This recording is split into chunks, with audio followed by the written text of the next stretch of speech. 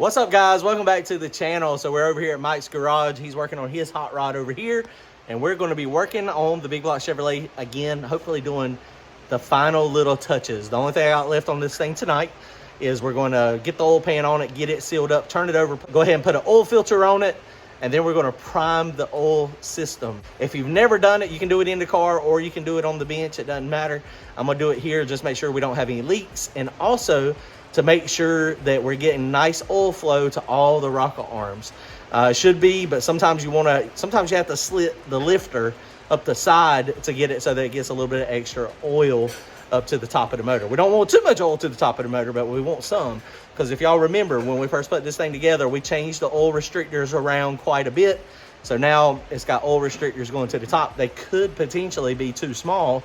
If we don't get enough oil to the top, then we got to take the whole front of the motor off and then take those out and redo it. That's going to be a pain in the butt, but you got to do it. But it's easier to do it on the engine stand than it is in the car. Comment, like, and subscribe. If y'all want to support the channel, go to turbojohnracing.com. Thanks, guys. All right, guys, so looking at the motor, we got this thing spun over. So this is the Big Block Chevrolet 532 cubic inches. We have this nice big aluminum oil pan down there.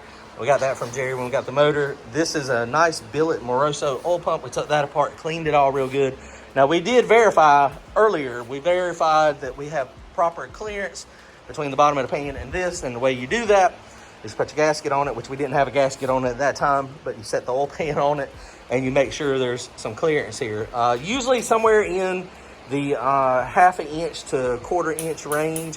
If you get it too close, the problem is if you get it too close, it'll cavitate and it could suck the pump down to it. So that would be all bad. So let's clean the oil pan up real good. We're going to clean it, and then we're going to get the gasket. I did get a one-piece rubber gasket for this. I don't know how this is going to work out. We'll see if it works or not. It may be a leakaholic. I don't know if it's going to or not. So let's get that on, get the oil filter on it, and then we're going to be ready to prime the system.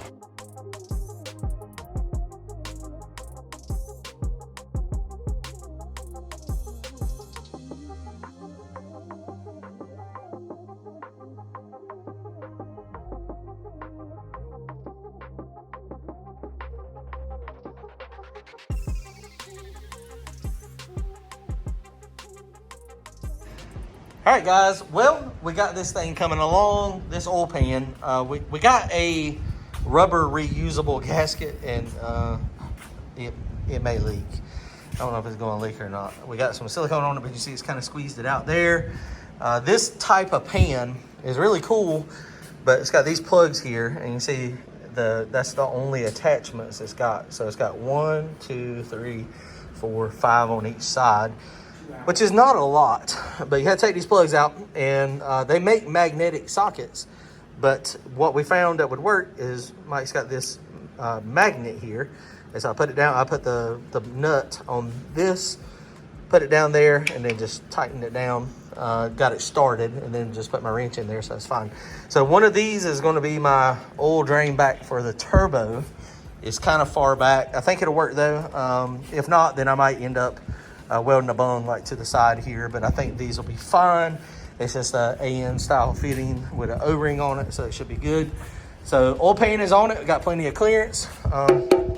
That's good to go. So now we're gonna go ahead and put the oil filter on it, get the oil filter on it, turn it back over. There's only one pressure port on the top of the motor that we got to plug. So we'll put a pipe plug in that, and then we're gonna try to prime it. Hold on.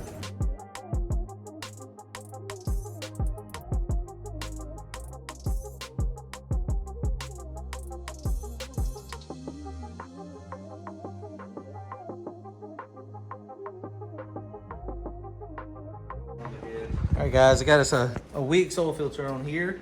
Oh, it's on the other side. My bad. It was on the wrong side. Week's oil filter.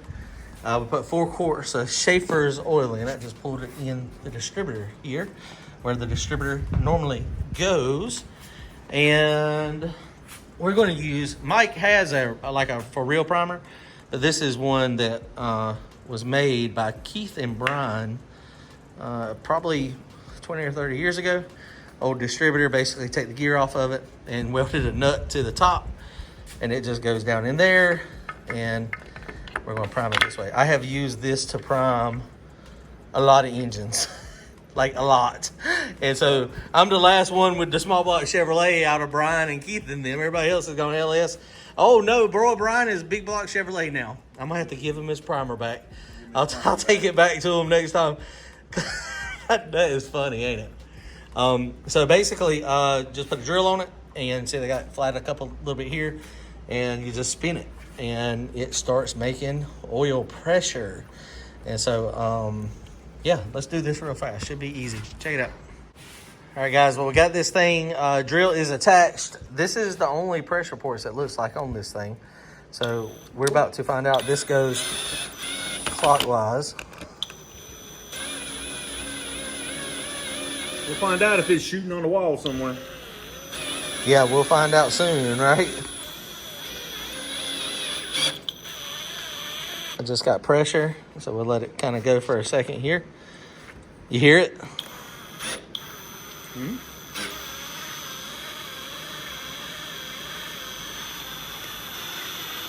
Ooh, that thing has got some pressure.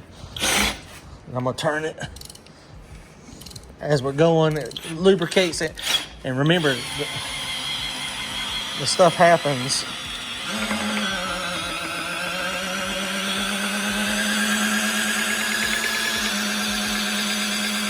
Is that why the one I have has a collar on it? It don't bite. I got oil over here. Hold on.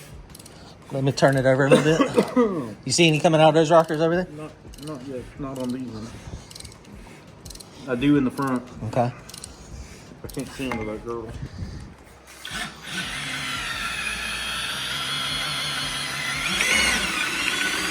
And that kind of wobbles a little bit. That one got old. Okay. My front one over here is good. Oh. I guess that's 4 quarts. That's 4 quarts. Okay, we're going to have to let it Drain back. Yeah, drain back. Well, where's all the oil at? On top of the block. Well, I guess, I mean, it's coming up here. You can see it leaking down, starting to come out. And that's what the restrictors are, right? So it's a solid roller, so you don't have as much oil to the top of the motor. And you got to think this thing is going to be running, and so it'll be going a lot faster RPM than that. But yeah, that's it. So it primed up, and but that was crazy how it sucked it all out.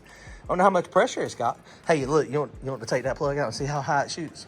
Sure, why not? How high will it shoot, you think? It'll probably hit the ceiling. You think so? I would think so. Ooh, that'd be good YouTube footage. Okay, no, we're not going to do that. Now, I had one. I have cranked them up before, and when you go to crank it up, you forget a plug or something. Mm-hmm. Oh, of course, that one right there is going to leak on the freaking out of the thing there because it's got so much. Oh, shit. It's a little that's heavier than that small block, ain't it? And of course, my valve cover. That's the reason why you got to build a damn car that weighs 2 pounds. My valve covers are not. My valve covers are. I got to get tall valve covers because of the rocker girdle stuff. So, all right, guys. Well, that is how you prime it. The Big Block Chevrolet is coming along. We're getting pressure, but the key thing is when you're priming it, you just have to. Well, wait a minute. It should already drain back by now. You just have to make sure that you turn the motor as it goes. I didn't bring but 4 quarts of oil. And you were using shakers, right? Yeah. So, it's damn sure sucking it out of that pan now. That is crazy. Well, it's supposed to be a high volume, high pressure pump. It's an 8-quart pan, isn't it? Yeah. Or 10 quarts. Yeah, it's 8 or 10. I don't know which one it is. Oh boy, how am I going to get the oil to stop? I didn't really think this through because I don't have valve covers to hold it in. It's leaking all over the place. All right, guys, we done. All right, we got to figure out how to stop the oil from leaking. It's leaking, but that's fine. We'll just have to we'll put some pig mat under it, and it shouldn't leak too bad. But it looks like what we're going to do is continue this process until we get oil out of every one of these. And once we get oil out of all of them, then we know that we're in good shape. All right, guys, that's how you prime a motor. The redneck way, there's probably a more professional way to do it, but that's how we do it. All right, comment, like, and subscribe. See y'all later.